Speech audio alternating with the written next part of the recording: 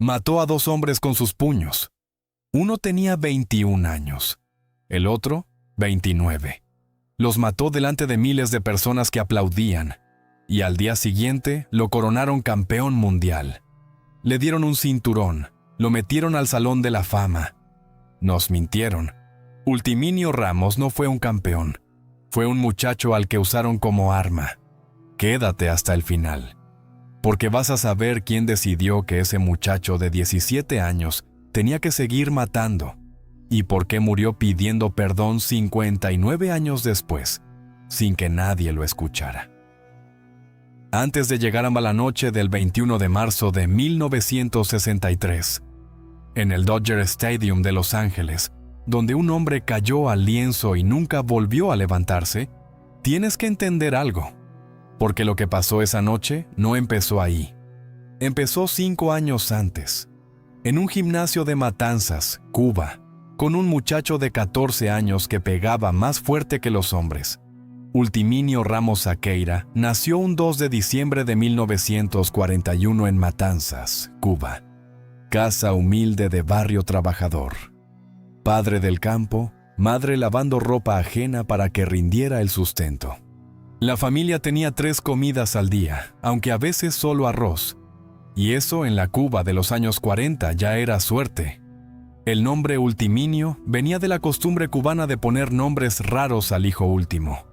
Aunque después de él vinieron 3 hermanos más, y el nombre se quedó como una broma familiar.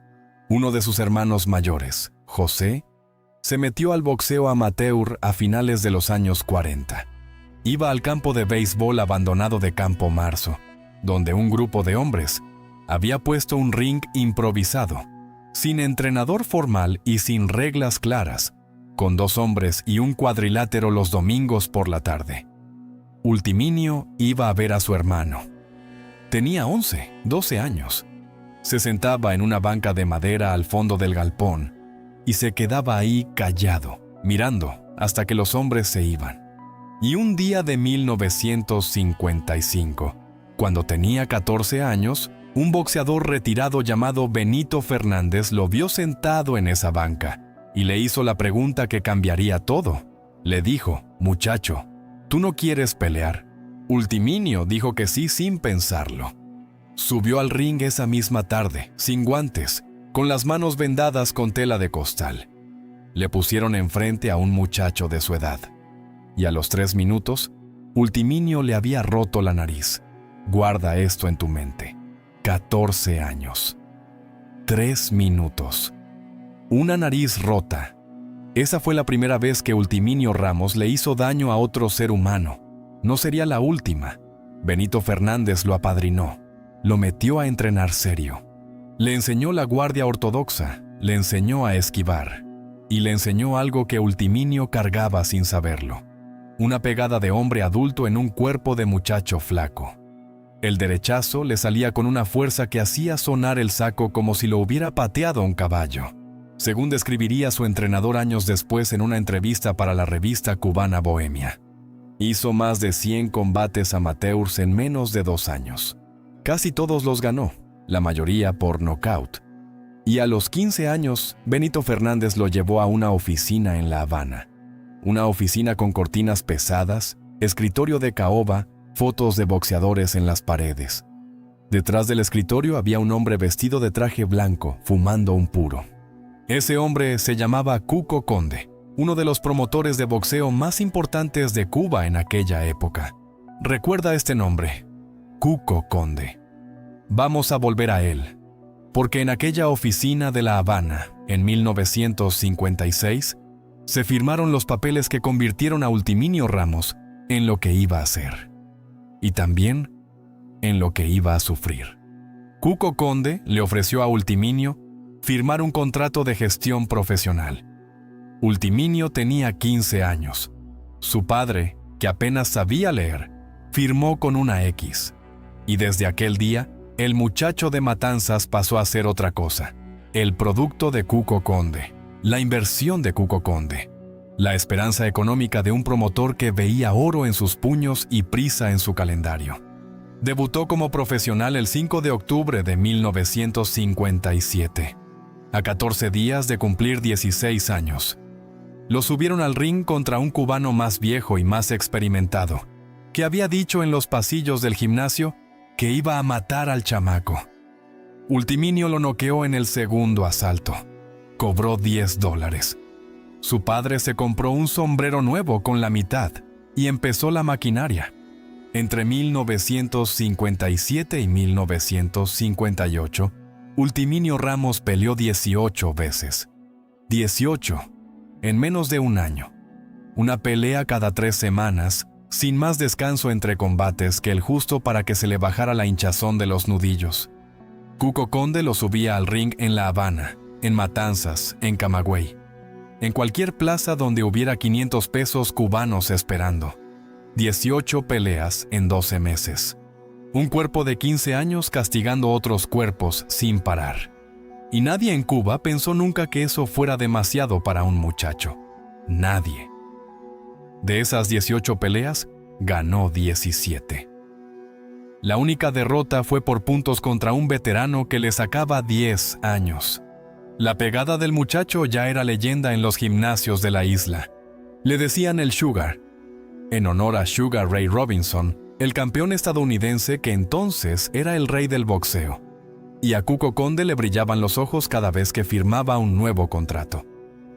Hay algo importante que tienes que entender, querido espectador, antes de seguir. Algo que el público mexicano de mi generación creció sin saber. El boxeo profesional en Cuba en los años 50 funcionaba como una máquina sin freno, sin comisiones médicas serias, sin exámenes neurológicos previos a las peleas, sin periodos obligatorios de descanso entre combates. Si un muchacho aguantaba, lo subían al ring. Si dejaba de aguantar, lo cambiaban por otro. Era un sistema cruel que nadie discutía porque movía dinero. Y el dinero en La Habana de aquel tiempo lo decidía todo. En ese sistema, en esa máquina sin freno, una tarde de 1958, Cuco Conde le dijo a Ultiminio Ramos que había conseguido una pelea grande, una pelea que pagaba bien, una pelea contra un boxeador llamado José Blanco, conocido como el Tigre Blanco. La fecha quedó fijada para una noche de septiembre, en un gimnasio de La Habana. Pero lo que pasó esa noche del Tigre Blanco no se parece a una pelea de boxeo. Es lo que de verdad rompió a Ultiminio Ramos por dentro. Y ningún periodista cubano de la época se atrevió a contarlo entero. Antes de llegar a esa noche, hay que entender quién era José el Tigre Blanco. Tenía 21 años. Era de Pinar del Río. Tenía una esposa joven, embarazada de 6 meses. Llevaba 12 peleas profesionales y había perdido 8. Era lo que en el ambiente del boxeo cubano se llamaba carne de cañón, un peleador de relleno, de los que los promotores usaban para que los prospectos como Ultiminio acumularan victorias por nocaut. Cuco Conde lo sabía, lo sabían todos en La Habana. Solo el propio Blanco había aceptado la pelea sin entender del todo lo que le esperaba, porque su esposa estaba a 3 meses de parir y necesitaba el dinero para el médico. La noche de la pelea, Blanco entró al gimnasio con un short prestado, sin cuadrilla propia, acompañado solo por un amigo de su pueblo que le hacía de segundo. Ultiminio Ramos entró del otro lado, con bata de seda blanca, con Cuco Conde detrás, con 4 hombres de la cuadrilla. La diferencia entre las 2 esquinas la veía cualquiera que tuviera ojos. La pelea duró 8 asaltos, más de los que cualquiera pensaba. Blanco, con todo en contra, aguantó. Recibió una paliza brutal desde el primer round. Le rompieron la ceja en el segundo. Le rompieron la nariz en el tercero. En el cuarto ya escupía sangre por la boca. Pero el muchacho de Pinar del Río se mantenía en pie como si tuviera resortes en las piernas. Cualquier referee serio habría parado el combate en el 5º asalto. El referee de aquella noche, cuyo nombre los archivos cubanos prefirieron no conservar, dejó que la pelea siguiera. 6º asalto. 7º. Ultiminio, en su esquina, le pidió a su entrenador que pararan, según contaría décadas después en una entrevista en La Habana. El entrenador le respondió con una frase que se quedó grabada en la cabeza del muchacho el resto de su vida. Le dijo: Aguanta. Tú no eres quien decide aquí. Tú no eres quien decide aquí. Recuerda esa frase, porque esa frase es lo que de verdad mató a José el Tigre Blanco y lo que iba a destruir lentamente durante los siguientes 59 años al hombre que entró al ring con bata de seda blanca. En el octavo asalto, Ultiminio le conectó un derechazo en la sien izquierda a Blanco. Blanco se desplomó como una bolsa, cayó en seco, sin protegerse, sin reflejos. La cabeza rebotó contra la lona. El referee contó hasta 10 sin que el cuerpo se moviera y declaró nocaut técnico al campeón cubano peso pluma. La gente aplaudió. Cuco Conde subió al ring. Ultiminio levantó los brazos sin sonreír. Blanco siguió en el suelo.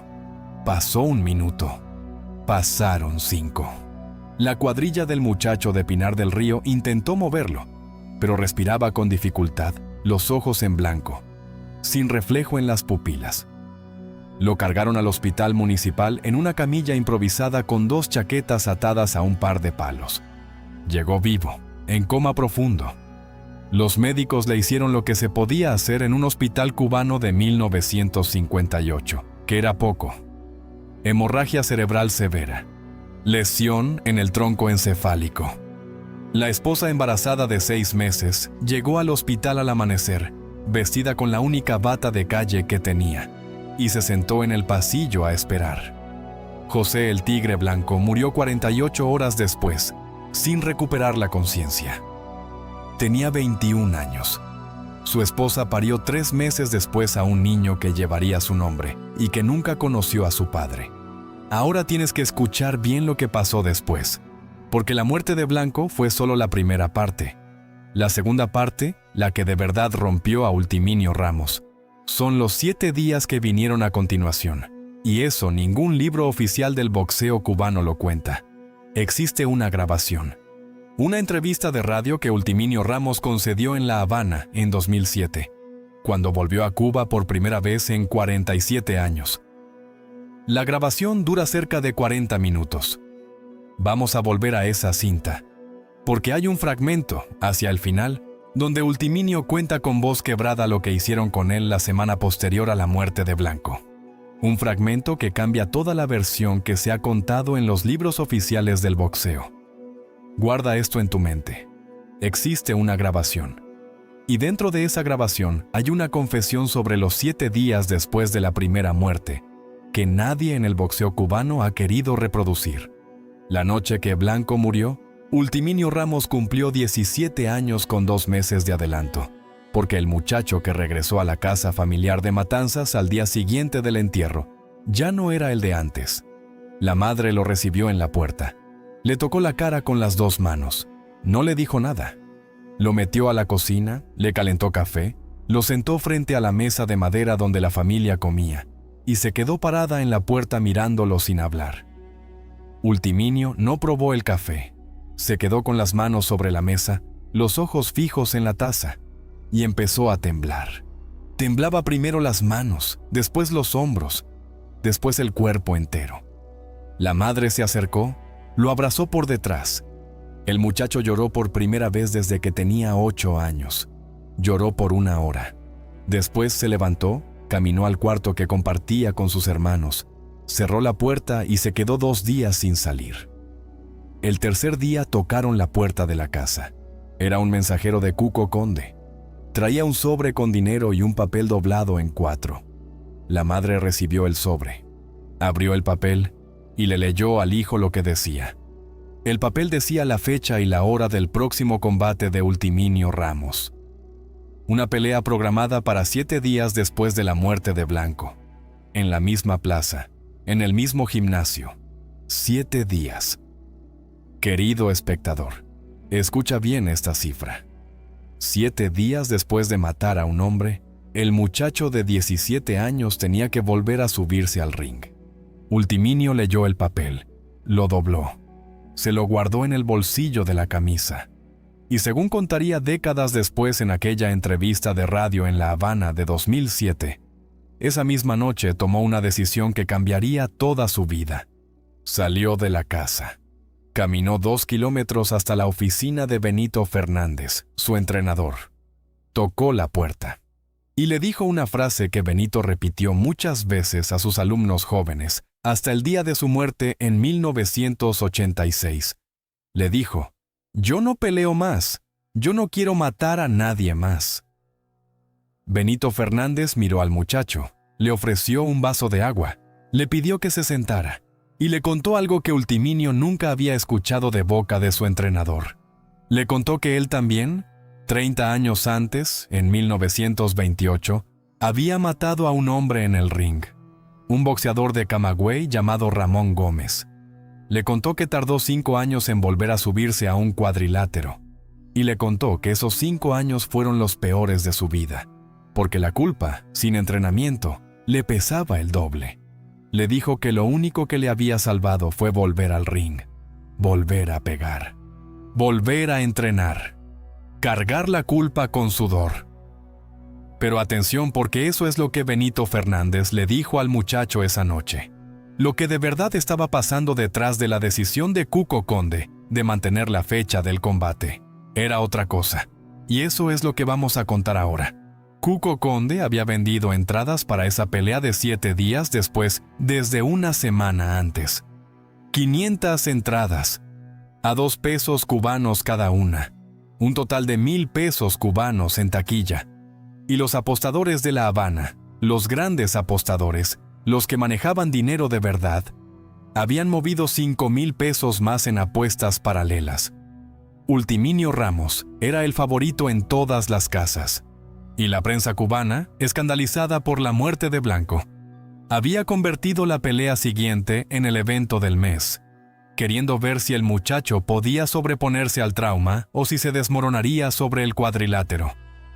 Cuco Conde no podía cancelar la pelea. Económicamente no podía. Y desde su punto de vista, deportivamente tampoco le convenía.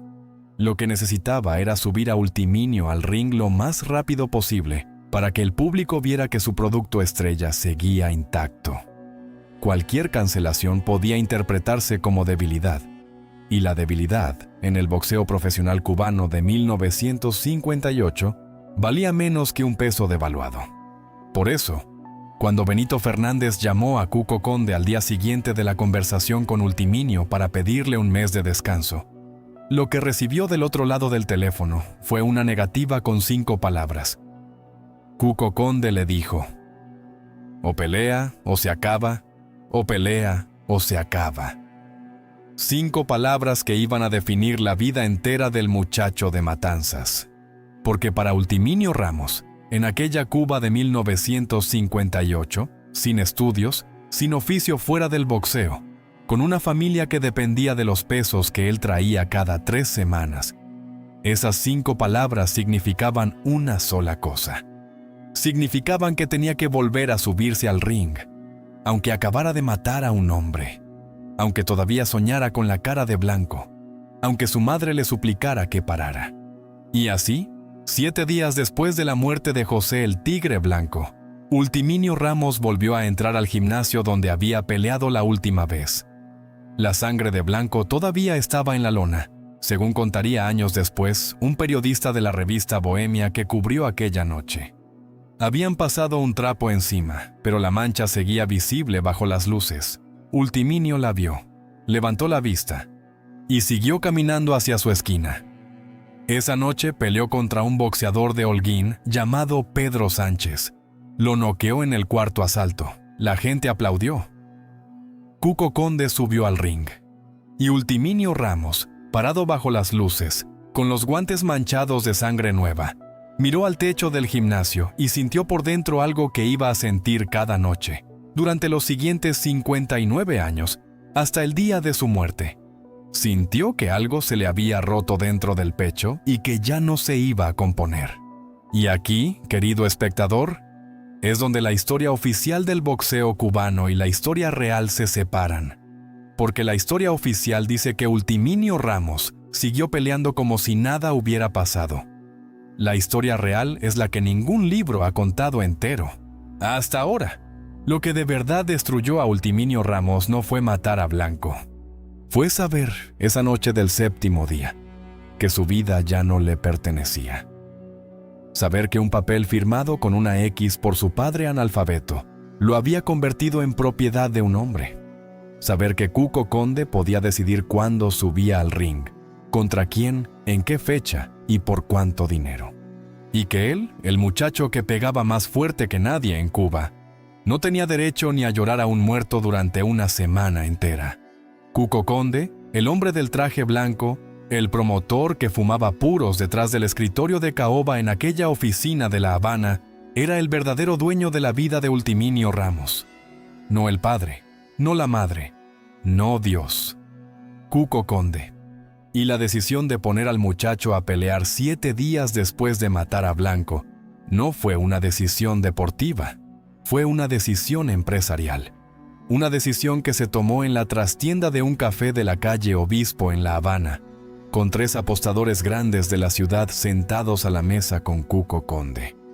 3 apostadores cuyos nombres aparecen en archivos cubanos antiguos: Belarmino Rodríguez, dueño de salas de apuestas; Manuel Espina, vendedor de boletos del hipódromo de La Habana; y un tercer hombre conocido solo como El Cangrejo, sin apellido confirmado en los archivos.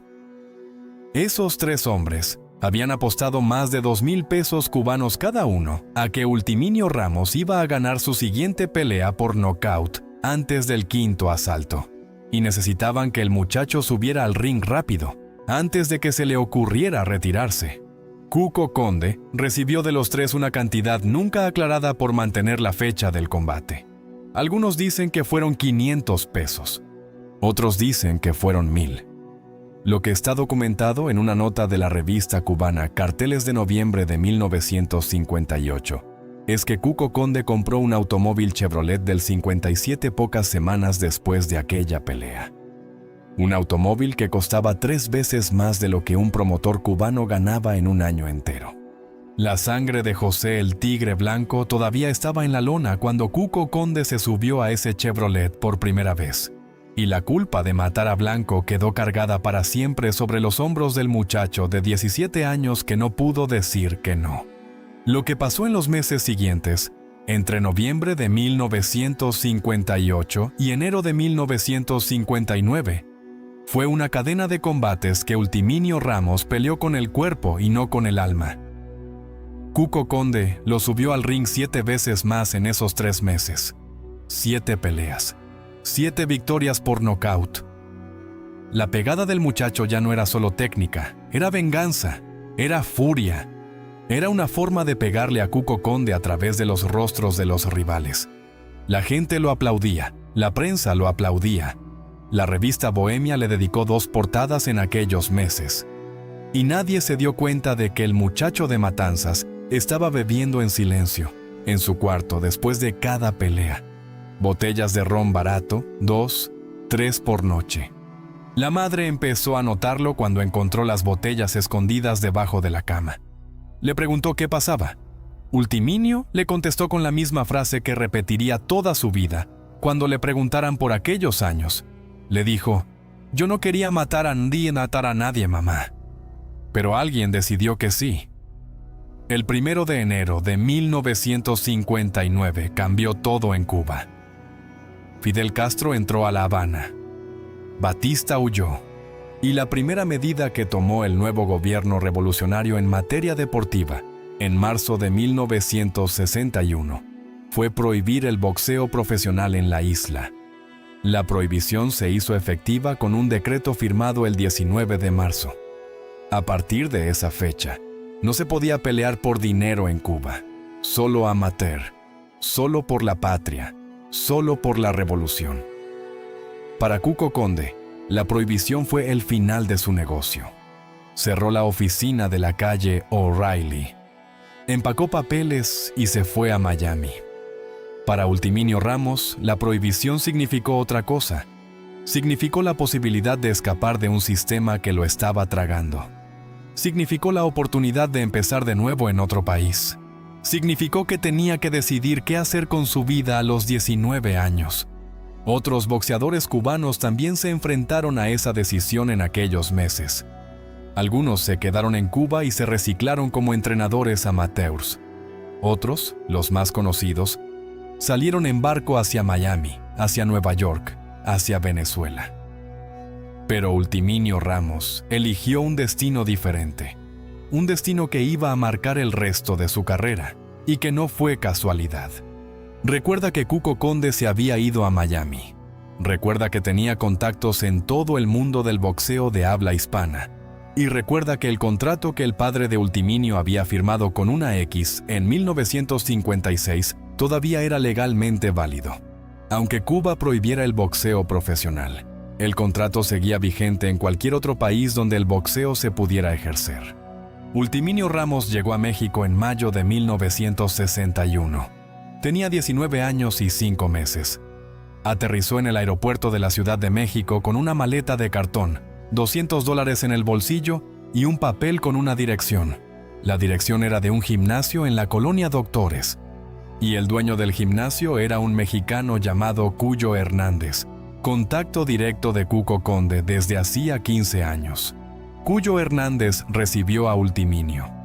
Lo abrazó, le ofreció trabajo, le dijo que México iba a ser su nueva casa y le firmó un nuevo contrato, esta vez con tinta y con notario, donde el 50% de los ingresos de Ultiminio iba para Cuyo Hernández y el otro 50% se dividía entre el muchacho y un nombre que aparecía en letra pequeña al final del contrato.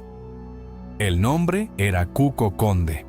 Aunque Cuba estaba a 2,000 kilómetros y Cuco Conde llevaba ahora 2 años viviendo en Miami, el muchacho de Matanzas seguía siendo, legalmente, propiedad del hombre del traje blanco.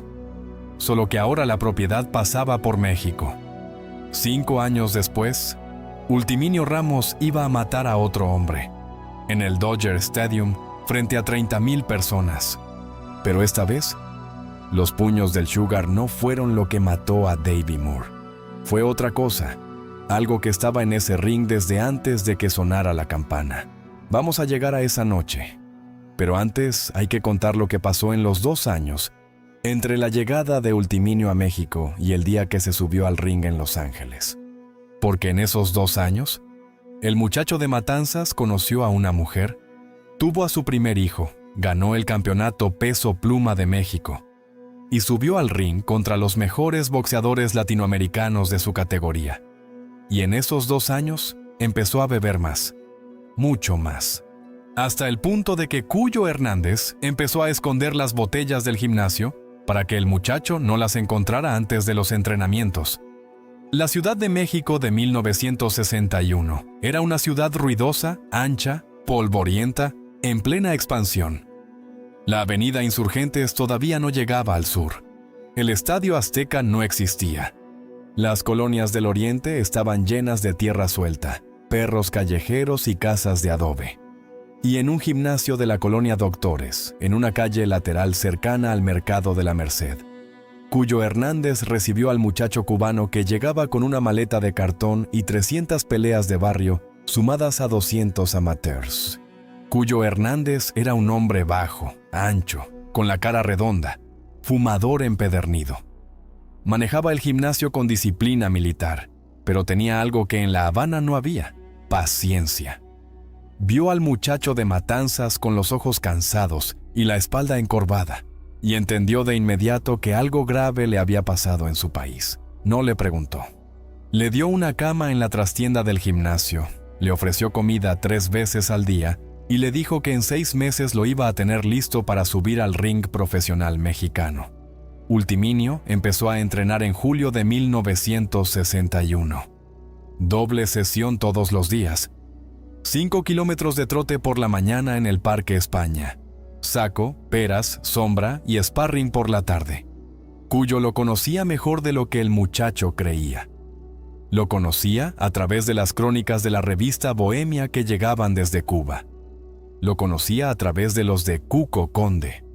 Lo conocía a través de los apostadores cubanos exiliados que pasaban por el gimnasio a saludar. La primera pelea profesional de Ultiminio Ramos en México se programó para el 9 de septiembre de 1961, en la Arena Coliseo. El rival fue un boxeador mexicano llamado Carlos Hernández, sin parentesco con Cuyo. Era una pelea de prueba, Querían ver si el cubano de 19 años seguía siendo el peleador devastador que las crónicas describían. La respuesta llegó en el tercer asalto. Ultiminio noqueó a Hernández con un derechazo a la sien izquierda, idéntico al que había matado a Blanco 3 años antes. Idéntico al que había matado a Blanco. Recuerda esa pegada, querido espectador. Esa pegada en la sien izquierda. Vamos a verla otra vez en el Dodger Stadium 2 años después. Hernández no murió. Se levantó 3 minutos después con la mirada perdida y los puños temblando. Pero algo en Ultiminio cambió esa noche. Se le quitaron meses de pesadillas. Se le quitó algo de peso del pecho. Y entendió, por primera vez desde la muerte de Blanco, que en México podía empezar de nuevo. Entre septiembre de 1961 y marzo de 1962, Ultiminio peleó 9 veces en distintas plazas mexicanas: Toluca, Monterrey, Guadalajara, Puebla, la Arena Coliseo de la Ciudad de México. Ganó las 9. 7 por nocaut. La prensa mexicana empezó a escribir sobre él. La afición le dedicó 2 páginas centrales en febrero de 1962. Esto pasa, una revista deportiva de mucho tiraje en aquella época, lo puso en portada con la frase «El cubano que pega como becerril», comparándolo con el campeón mexicano peso pluma de los años 50. En febrero de 1962, Ultiminio conoció a Estela, una mexicana de 21 años, recepcionista de un consultorio dental en la colonia Roma, hija de un comerciante de telas. Se conocieron en la cafetería del Sanborns de la calle Madero, donde Ultiminio iba a desayunar después del entrenamiento matutino. Estela atendía la caja registradora los miércoles y los viernes para ganar un sobresueldo. Hablaron 3 minutos la primera mañana. Hablaron 20 minutos la segunda. 3 meses después, Ultiminio le pidió matrimonio. Estela aceptó. El padre de Estela, hombre de buena familia, no. La pelea fue dura.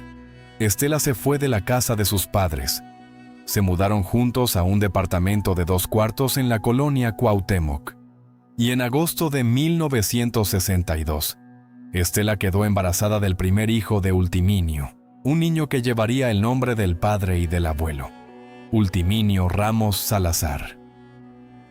Por primera vez desde 1958, Ultiminio Ramos durmió noches enteras sin soñar con la cara de Blanco. Pero el contrato seguía ahí. Cuco Conde, desde Miami, recibía sus reportes mensuales de Cuyo Hernández. Los porcentajes seguían pagándose. Y a finales de 1962, una llamada telefónica entró al gimnasio de la colonia Doctores. Cuyo Hernández contestó. Del otro lado de la línea, con una voz que el muchacho cubano no había escuchado en 4 años, estaba Cuco Conde. Cuco Conde, el hombre del traje blanco. Recuerda este nombre, porque la llamada que entró ese día al gimnasio de la colonia Doctores cambió el curso de los siguientes 6 meses de Ultiminio Ramos.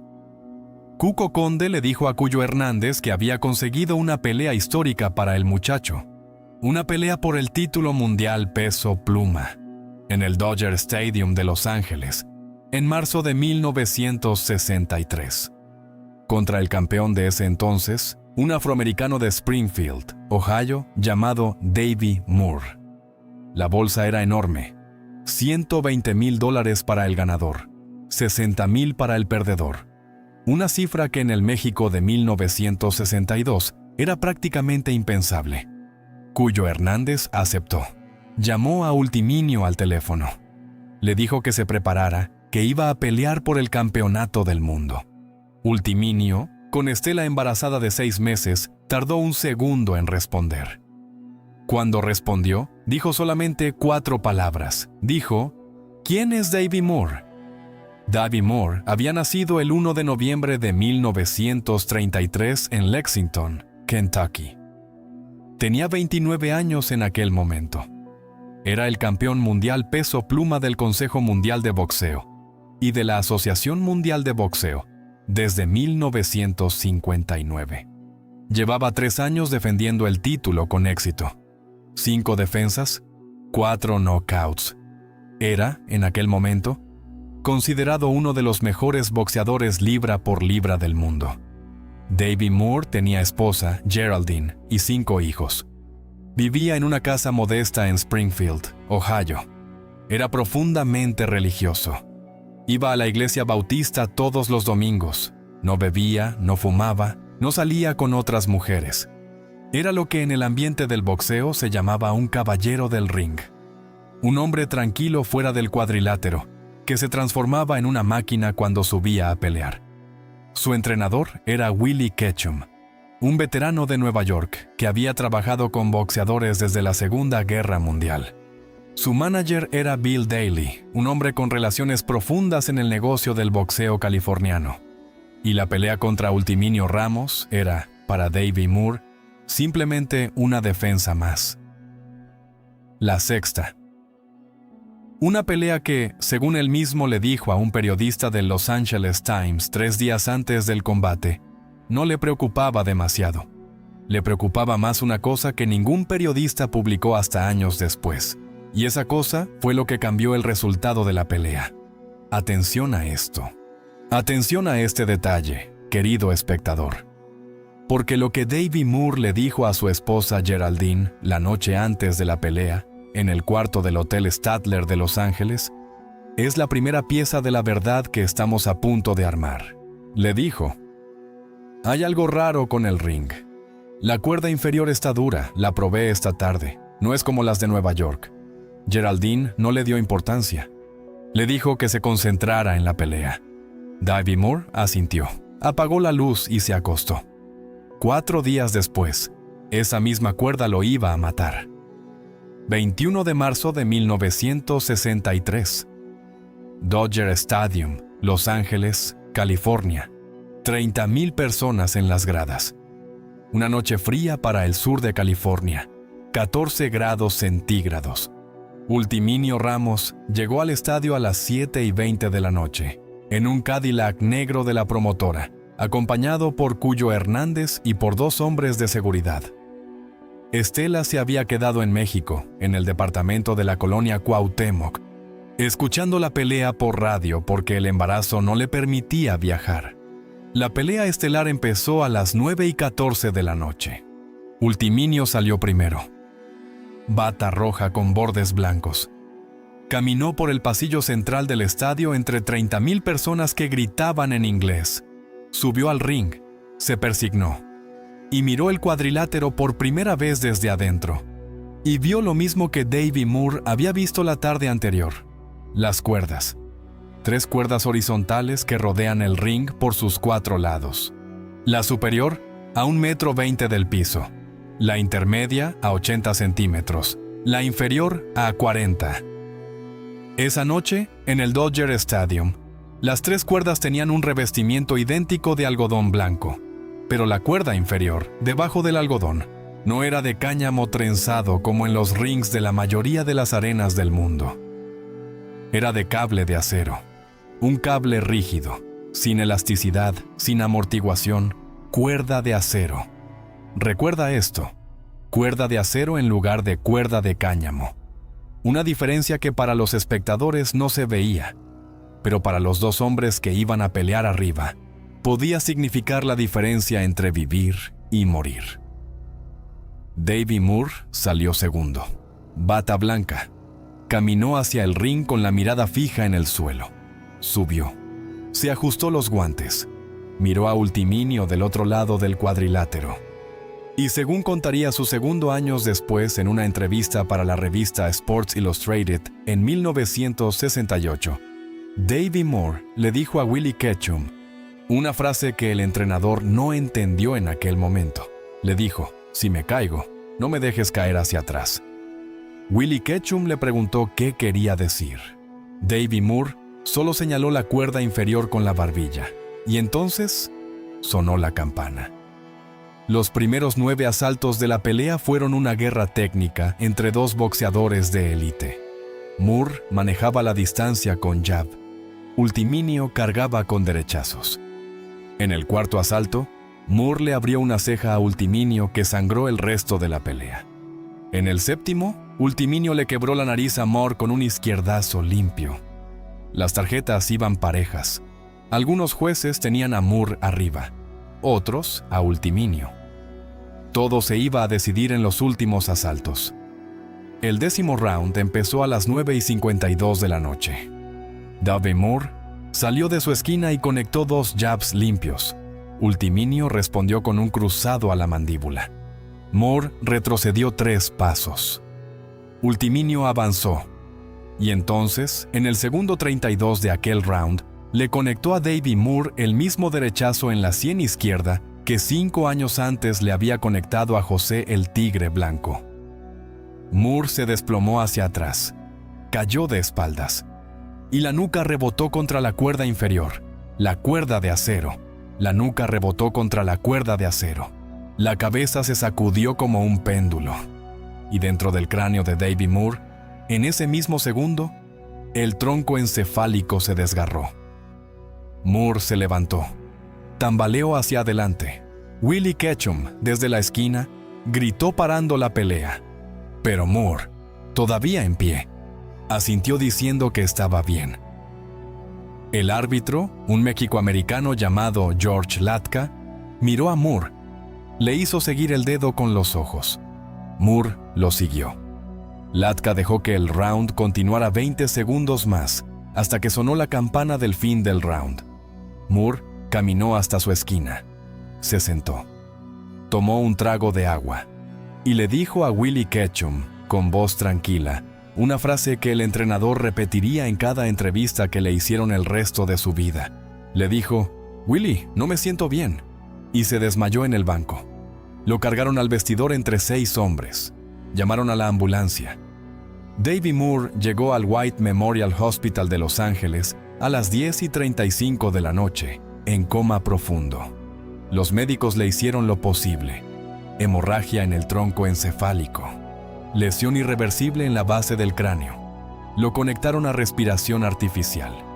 Mientras tanto, Ultiminio Ramos, en el ring del Dodger Stadium, era declarado nuevo campeón mundial peso pluma del CMB y de la AMB. Le pusieron el cinturón, le levantaron los brazos. 30,000 personas aplaudían en pie, y Ultiminio, con las cejas sangrando, miraba la esquina vacía del otro lado del ring, donde acababan de llevarse el cuerpo de Davey Moore. 4 días después, el 25 de marzo de 1963, Davey Moore murió en el White Memorial Hospital sin recuperar la conciencia. Tenía 29 años. Su esposa Geraldine quedó viuda con 5 hijos. Y la noticia recorrió el mundo entero. Y aquí, querido espectador, llega la verdad que durante 60 años, el boxeo profesional norteamericano se encargó de esconder. Lo que mató a Davey Moore esa noche en el Dodger Stadium no fue el derechazo de Ultiminio Ramos. Lo que mató a Davey Moore fue una cuerda de cable de acero forrada con algodón blanco. Una cuerda que la Comisión Atlética del Estado de California había aprobado para esa pelea sabiendo que no cumplía con los estándares internacionales del boxeo profesional. La autopsia de Davey Moore, practicada el 26 de marzo de 1963 en el Departamento Forense del Condado de Los Ángeles, lo dejó por escrito. La causa de muerte fue lesión irreversible del tronco encefálico provocada por impacto contundente en la base posterior del cráneo. El golpe que mató a Moore no fue el derechazo de Ultiminio. Fue el rebote de la nuca contra la cuerda inferior del ring. Y esa cuerda, querido espectador, no debió haber estado ahí. Las regulaciones del Consejo Mundial de Boxeo de aquella época exigían cuerdas de cáñamo trenzado, con una elasticidad mínima medida en kilogramos por centímetro cuadrado. Las cuerdas del Dodger Stadium aquella noche eran de cable de acero. La diferencia es brutal. Una cuerda de cáñamo absorbe el impacto y rebota con suavidad. Una cuerda de acero devuelve el golpe con la misma fuerza con que lo recibe. Es como golpearse la nuca contra un tubo de plomería. ¿Por qué estaban esas cuerdas ahí esa noche? Porque el Dodger Stadium era un estadio de béisbol. El ring se montó esa misma tarde, sobre el campo, para una sola noche. Y los técnicos que lo montaron, contratados por la promotora local, decidieron usar cable de acero porque era más barato, más rápido de instalar y porque ningún inspector serio iba a revisar las cuerdas antes del combate. Hubo un periodista mexicano esa noche en el Dodger Stadium. Se llamaba Antonio Andere. Cubría la pelea para el periódico Esto, en aquel entonces, el diario deportivo más leído de México. Andere bajó al ring entre el round 9 y el round 10, mientras los esquineros atendían a los dos boxeadores. Tocó las cuerdas con la mano. Sintió la rigidez. Llamó al inspector de la comisión atlética que estaba parado junto al ring. Le señaló la cuerda inferior y le dijo en español: «Esta cuerda está mal. Esto no es cáñamo». El inspector le contestó, según el propio Andere lo escribiría en su columna del 23 de marzo de 1963 en Esto, que era un asunto de la promotora y que el reportero mexicano no debía meterse en cosas que no le correspondían. Andere subió a tribuna sin armar escándalo, tomó nota, y 30 segundos después de que volvió a sentarse en su lugar, sonó la campana del 10º round. Antonio Andere fue el único periodista en todo el continente americano que mencionó la cuerda en una columna pública. Su nota apareció en página 7 del periódico. Esto el 23 de marzo de 1963, 2 días antes de que Davey Moore muriera. La columna se llamó «La cuerda que nadie quiere mirar». Y la frase final de Andere, escrita en plomo de imprenta hace más de 60 años, decía así: «Si Davey Moore no se levanta, ningún boxeador del mundo entero va a estar a salvo en ese ring otra vez». Davey Moore no se levantó, y la columna de Antonio Andere desapareció de los archivos públicos del periódico Esto antes de que terminara el año 1963. Algunos investigadores mexicanos del boxeo aseguran que la dirección del diario recibió presiones de la promotora norteamericana del Dodger Stadium para retirar la columna. Otros dicen que fue una decisión interna del propio Esto para no enemistarse con las federaciones internacionales. Lo cierto es que la columna, durante décadas, solo se conservó en el archivo personal de Andere y se hizo pública por primera vez en 2014, cuando el periodista mexicano murió y su familia donó sus papeles a la Hemeroteca Nacional. Y Ultiminio Ramos, querido espectador, durante los siguientes 54 años de su vida, cargó con la culpa de la muerte de Davey Moore, como si hubiera sido él quien lo mató. Sin saber, hasta los últimos años de su vida, que la cuerda contra la que rebotó la nuca de Moore aquella noche había sido una decisión de un técnico anónimo. Una decisión que costó 4 días de coma, 5 hijos huérfanos y el alma de un boxeador cubano de 21 años. La autopsia de Davey Moore se publicó en el Los Angeles Times el 28 de marzo de 1963. La nota apareció en la página 6. 3 párrafos. La frase «impacto contundente en la base posterior del cráneo» apareció una sola vez. Ningún periodista preguntó qué había producido ese impacto. Ningún investigador de la Comisión Atlética del Estado de California fue al Dodger Stadium a revisar las cuerdas del ring. Para el 1 de abril de 1963, el ring ya había sido desmontado y guardado en un almacén de Long Beach. Las cuerdas de acero desaparecieron. Nunca se exhibieron como prueba. Nunca se midieron por un perito independiente. Nunca se compararon con las regulaciones del Consejo Mundial de Boxeo. La Comisión Atlética emitió un comunicado de 3 líneas el 5 de abril, donde decía que la pelea había transcurrido bajo todas las normas reglamentarias y que la muerte de Davey Moore se debía a un golpe limpio del rival. Un golpe limpio del rival. Esa fue la versión oficial. Y esa versión, durante 60 años, ha sido la que aparece en los libros de boxeo, en las enciclopedias, en los documentales de televisión, hasta esta noche. Pero la verdad es lo que acabas de escuchar. Y la verdad la cargó Ultiminio Ramos en el alma desde el 21 de marzo de 1963 hasta el 3 de septiembre de 2017. 54 años. Sin saber. Sin que nadie se lo dijera. Sin que nadie le levantara el peso. Y todavía hay una verdad más oscura que esa. Una verdad que Ultiminio Ramos descubrió, 54 años después, en una habitación de hospital de la Ciudad de México, ya enfermo de cáncer, ya con la cadera rota, ya sin tiempo. Una verdad que solo escucharon 2 personas. Y que tiene que ver, querido espectador, con un nombre que apareció en la primera parte de esta historia. Un nombre que parecía haberse quedado en La Habana de 1958, pero que regresó. Después de aquella noche del Dodger Stadium, Ultiminio Ramos siguió peleando. El boxeo profesional no permite parar. Cuando uno está dentro, el cuerpo puede pedir descanso, pero el contrato manda. Y el contrato del muchacho cubano seguía en manos del hombre del traje blanco, ahora desde Miami, cobrando porcentajes mensuales que se depositaban en una cuenta del Bank of Miami a nombre de C. Conde. Ultiminio defendió el título mundial peso pluma 3 veces entre 1963 y 1964. Le ganó por nocaut a Mitsunori Seki en julio de 1963. Le ganó por puntos a Rafyu King en febrero de 1964. Le ganó por puntos a Floyd Robertson en mayo de 1964. Y siguió bebiendo entre pelea y pelea, cada vez más. Estela aguantó 2 años con el segundo hijo en brazos antes de empezar a discutirlo en serio. Las peleas en el departamento de la colonia Cuauhtémoc empezaron a ser tan duras como las del ring. En septiembre de 1964, en el Estadio Olímpico Universitario de la Ciudad de México, Ultiminio perdió el título mundial frente a Vicente Saldívar, un mexicano de El Carmen, Distrito Federal. Saldívar lo dominó por puntos durante 12 rounds.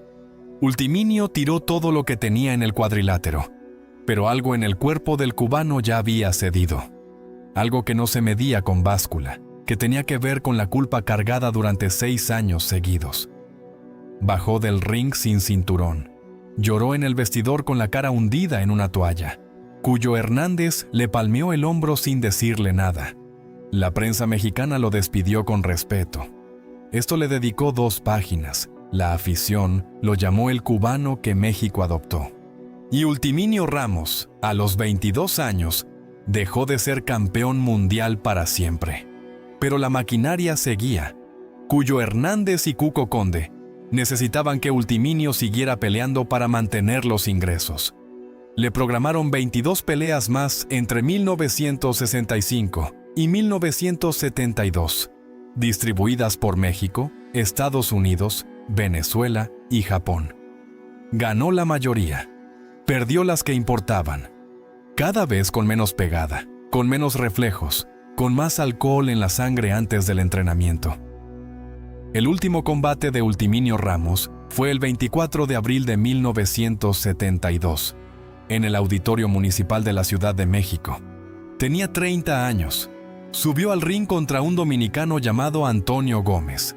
Perdió por puntos en 10 asaltos.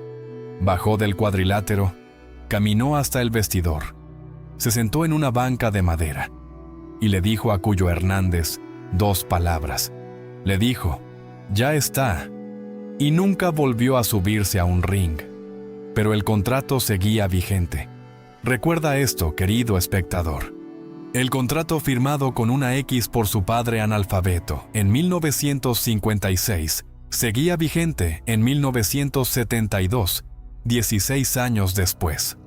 Y mientras Ultiminio se retiraba a vivir de lo poco que había ahorrado, alguien en Miami seguía cobrando. Los años que siguieron al retiro fueron silenciosos. Ultiminio puso un pequeño gimnasio en la colonia Doctores, en una calle paralela a la de Cuyo Hernández, donde daba clases de boxeo a muchachos del barrio. Cobraba poco. La mayoría de sus alumnos eran chamacos que no podían pagar nada y a los que él entrenaba gratis, recordando, según le diría a un periodista de Esto en 1985, lo que Benito Fernández había hecho con él en aquel gimnasio improvisado de Matanzas. Estela y Ultiminio se separaron en 1978.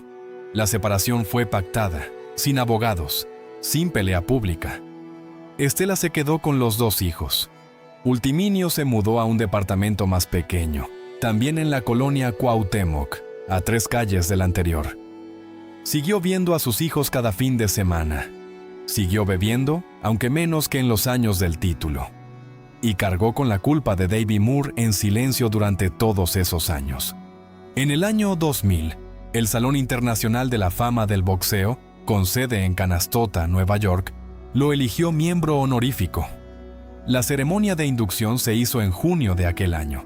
Ultiminio voló a Estados Unidos con 59 años de edad. Subió al estrado, recibió el reconocimiento y dio un discurso de 3 minutos en español que el traductor pasó al inglés frase por frase. La última frase del discurso fue dirigida a Geraldine Moore, la viuda de Davey Moore, que estaba en el público. Le dijo: «Señora, nunca quise que pasara lo que pasó. Si pudiera volver atrás, me bajo del ring antes del 10º round». Geraldine Moore, viuda desde hacía 37 años, se levantó del asiento, caminó hasta el estrado y abrazó a Ultiminio Ramos delante de 200 personas que lloraban. Esa imagen, fotografiada por la revista The Ring en su número de agosto del año 2000, recorrió el mundo del boxeo. Pero ningún periódico mexicano publicó la foto. Y ningún periódico cubano tampoco. Ahora viene el dato que cambia toda esta historia. Pon atención, porque lo que vamos a contar ahora es la información que solo 2 personas en el mundo escucharon. Y una de las 2 ya está muerta. En agosto de 2017, Ultiminio Ramos llevaba un mes en el Hospital Español de la Ciudad de México. Cáncer de próstata avanzado. Metástasis ósea. Una fractura de cadera que los médicos no se atrevieron a operar porque su corazón no aguantaría la anestesia. Tenía 75 años. Sabía que se moría. Y un día de aquel mes, recibió una visita que no esperaba. La visita la hizo un hombre de 84 años, llegado desde Miami el día anterior, vestido de saco gris, apoyado en un bastón. El hombre traía consigo una carpeta de cartón amarillo. Pidió permiso a la enfermera, entró al cuarto y se sentó al lado de la cama de Ultiminio sin decir su nombre. El hombre era Cuco Conde.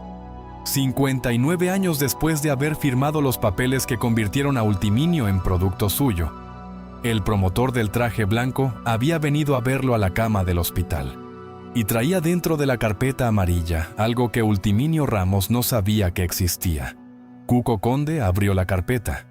Sacó un papel doblado en 4, amarillento por los años, y le dijo a Ultiminio que había venido a confesarle algo antes de que se muriera él, que también tenía cáncer y que los médicos le habían dado 6 meses. El papel era un documento firmado por la Comisión Atlética del Estado de California el 15 de marzo de 1963, 6 días antes de la pelea contra Davey Moore. El documento decía que la promotora del Dodger Stadium había solicitado autorización para usar cuerdas de cable de acero en el ring del combate del 21 de marzo. La Comisión Atlética había aprobado la solicitud, y al pie del documento, en letra pequeña, aparecía el nombre del intermediario que había gestionado la aprobación entre la promotora y la comisión. Un nombre cubano. Un nombre que Ultiminio había olvidado durante 54 años. El nombre era Cuco Conde. Cuco Conde, el promotor cubano que había llevado a Ultiminio desde La Habana de 1958 hasta el Dodger Stadium de 1963. Había sido también el intermediario que aprobó las cuerdas de acero de aquella noche. Y lo había hecho a cambio de una comisión adicional de $5,000, pagada por la promotora local, por gestionar el papeleo con la Comisión Atlética. Una comisión que aparecía consignada en su declaración de impuestos del año 1963 como ingresos por consultoría deportiva. Ultiminio escuchó el relato sin interrumpir. Cuando Cuco Conde terminó de hablar, Ultiminio le pidió a la enfermera que saliera del cuarto. Le pidió a Cuco Conde que le acercara la mano y le hizo una pregunta con la voz muy baja, casi sin aliento. Le preguntó: ¿Tú sabías que la cuerda iba a matar a Davey Moore? Cuco Conde tardó en contestar. Cuando contestó, Lo hizo con una sola palabra. La palabra fue sí. Sabía que la cuerda de acero podía herir a un boxeador en una caída. Le habían advertido los técnicos del Dodger Stadium 2 semanas antes de la pelea, y aún así había firmado la aprobación, porque los $5,000 de la comisión adicional eran 3 veces más de lo que ganaba en una pelea profesional cualquiera de aquella época. Ultiminio Ramos cerró los ojos. No lloró, no gritó. Le pidió al hombre del bastón que se fuera. Cuco Conde se levantó, dejó la carpeta amarilla sobre la mesa de noche y caminó hacia la puerta. Antes de salir, se volteó y dijo una frase que Ultiminio nunca contaría a nadie, excepto a su hijo mayor en el lecho de muerte. Le dijo: «Vine a pedirte perdón antes de morir. Nada más». Cuco Conde murió en Miami el 14 de enero de 2018, 4 meses después de aquella visita. Llevaba con él el secreto de los $5,000 hasta el último momento. Y el papel firmado por la Comisión Atlética del Estado de California, con su nombre al pie, quedó en una carpeta amarilla sobre la mesa de noche de un hospital de la Ciudad de México, donde un boxeador moribundo de 75 años acababa de descubrir que el hombre que lo había usado como arma toda su vida también había puesto sin avisarle la cuerda contra la que iba a rebotar la nuca de su segunda víctima. Y aquí, querido espectador, regresa la grabación, esa cinta de 40 minutos que se grabó en La Habana en 2007, cuando Ultiminio volvió a Cuba por primera vez en 47 años. La cinta que sembramos al principio de esta historia, la que decimos que existe, que está guardada, que tiene una confesión que nadie ha querido reproducir. Esa grabación es real. La hizo un periodista cubano de Radio Rebelde llamado Lázaro Quintero, durante la visita oficial de Ultiminio Ramos a la isla en mayo de 2007. La entrevista duró 42 minutos. 39 de esos minutos hablaron de boxeo, de matanzas, de los gimnasios viejos, de Sammy Robinson, del exilio. Pero hay 3 minutos hacia el final que durante años nadie quiso reproducir, ni en Cuba ni en México, porque lo que Ultiminio dijo en esos 3 minutos no le convenía a nadie. En esos 3 minutos finales, Lázaro Quintero le hizo a Ultiminio una pregunta. Le preguntó si todavía pensaba en Davey Moore. Ultiminio guardó silencio 15 segundos antes de contestar.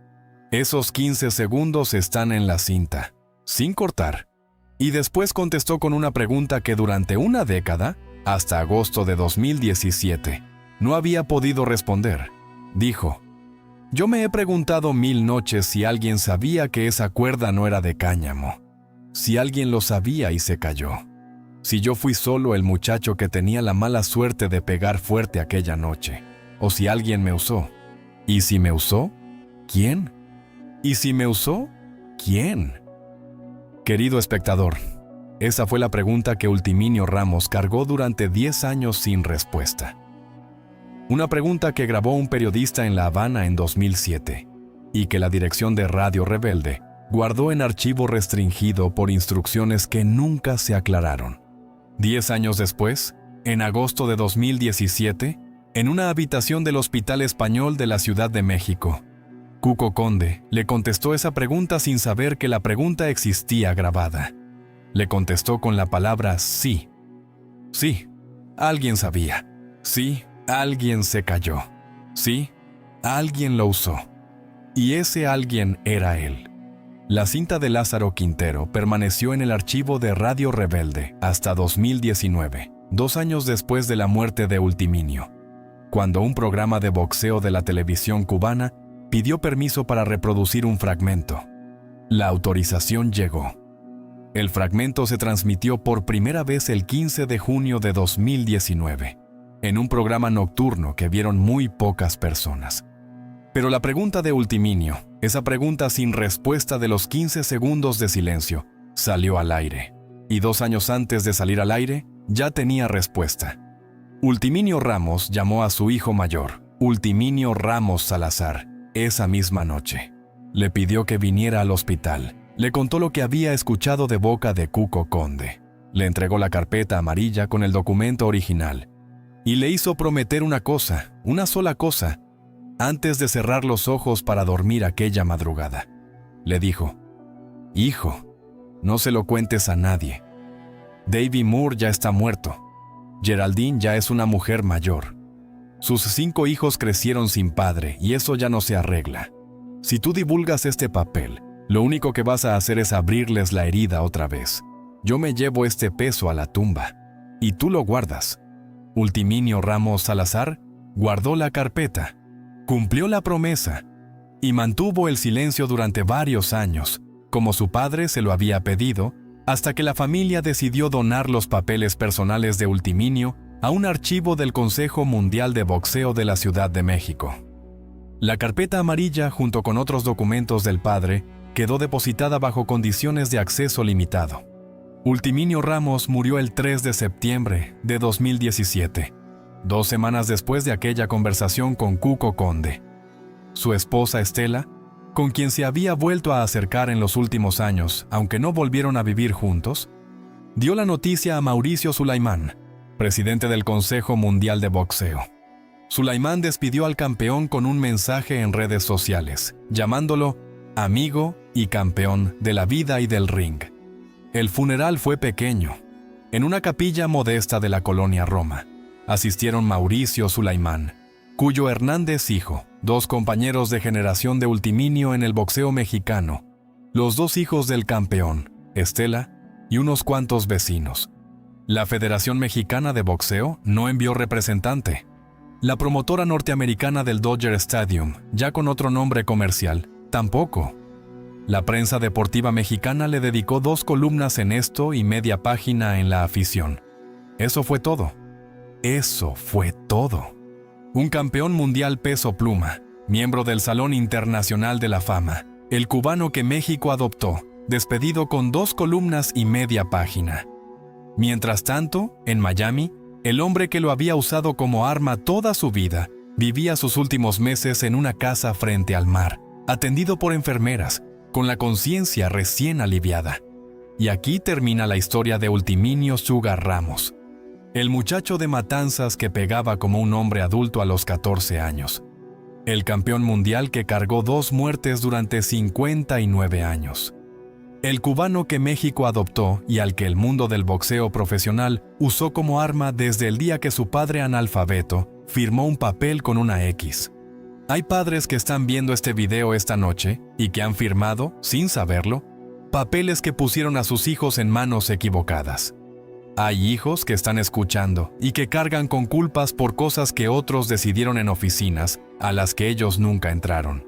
Hay hombres trabajadores de 50, 60, 70 años que se reconocen en este muchacho cubano que, con 17 años, no tuvo derecho ni a llorar a un muerto durante una semana entera. La historia de Ultiminio Ramos no es una historia de boxeo. Es la historia de un sistema que convierte a los muchachos pobres en mercancía. Los aplaude cuando ganan, los entierra en silencio cuando ya no sirven, y se queda con la comisión incluso después de muertos.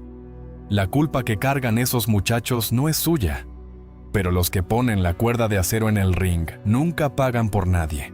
Solo cobran el cheque y se van a casa a dormir tranquilos. El verdadero asesino de Davy Moore no fue Ultiminio Ramos. El verdadero asesino estuvo siempre en una oficina, fumando un puro, con un traje blanco, firmando papeles, y vivió 85 años cómodos, y solo en su lecho de muerte se atrevió a pedir perdón, a un hombre que ya estaba a 2 semanas de morirse también. Si esta historia te hizo pensar en alguien, en un padre que firmó algo sin entenderlo, en un hijo al que usaron como arma, en un trabajador al que se quedaron con todo, llámalo esta noche. Cuéntale lo que escuchaste, que sepa que no carga solo, que la culpa de los grandes nunca es de los muchachos que pegan.